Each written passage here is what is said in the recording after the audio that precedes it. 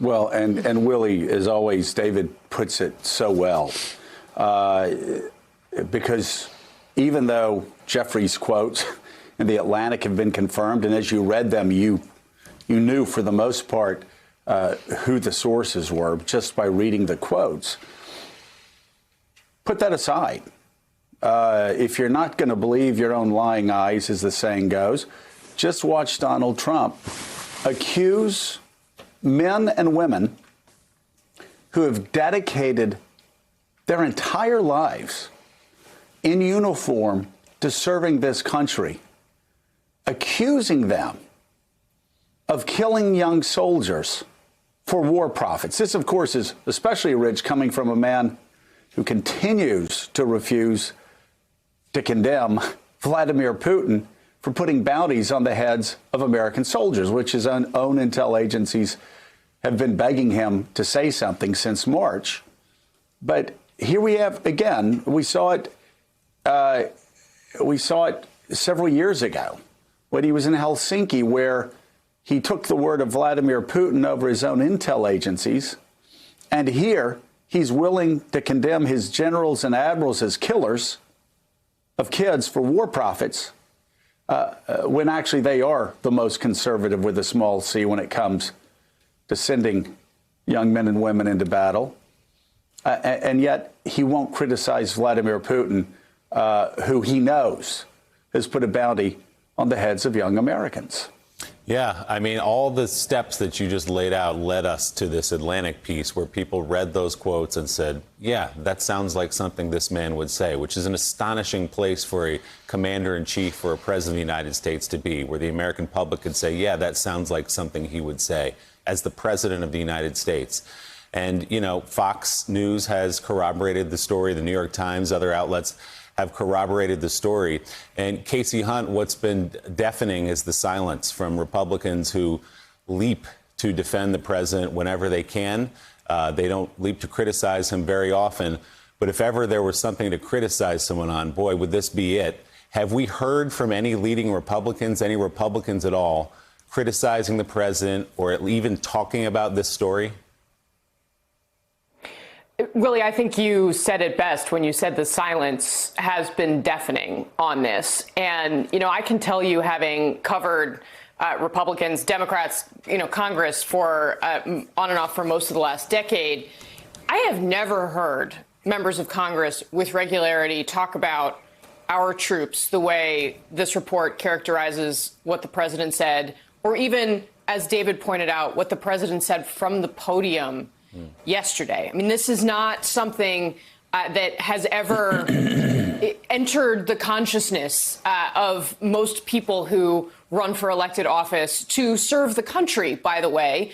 When you run typically for Congress, you know, you get paid less than you do in the private sector as well. And while, yes, obviously a lot of politicians are driven by their own self-interest and ambition, they also are interested in public service and recognize that the people who serve us in our military are serving on a higher plane than any of the rest of us, essentially. But you're right. I mean, there hasn't been any talk about this because, I mean, what do you say about it? I think this is another opportunity for them to potentially criticize the president. We know how they've handled those opportunities in the past. They continue to do that here.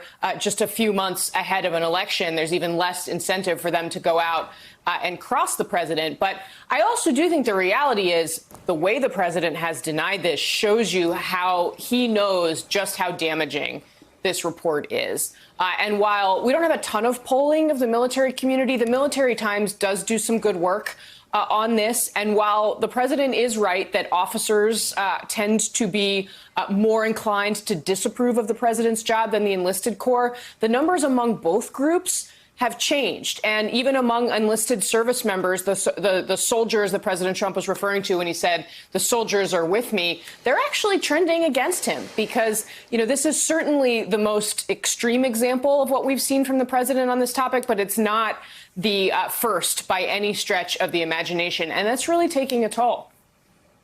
Well, and of course, every time the president opens his mouth, he undercuts his apologists who were denying what Fox News confirmed repeatedly about the Jeffrey Goldberg article, but then he goes out and he says that generals and admirals are war profiteers who will kill kids just to make profits for the military-industrial complex. It's breathtaking. And following up on what Casey said, Rev, I was on the Armed Services Committee in Congress, and I've got to say, over my time there, I probably served with about 700, 800, 1,000 members of Congress. I never heard one member of Congress, a liberal, a conservative, a libertarian, regardless of how anti-war they were, I never heard one elected member of Congress question the integrity of our military leaders. In the House, in the Senate, on the Hill, anywhere, I never heard anyone deride the honor, the virtue of our generals and admirals the way the President of the United States, the current Commander-in-Chief, the way he did yesterday, saying that they will take kids into battle to get killed so they can make profits, so they can be war profiteers.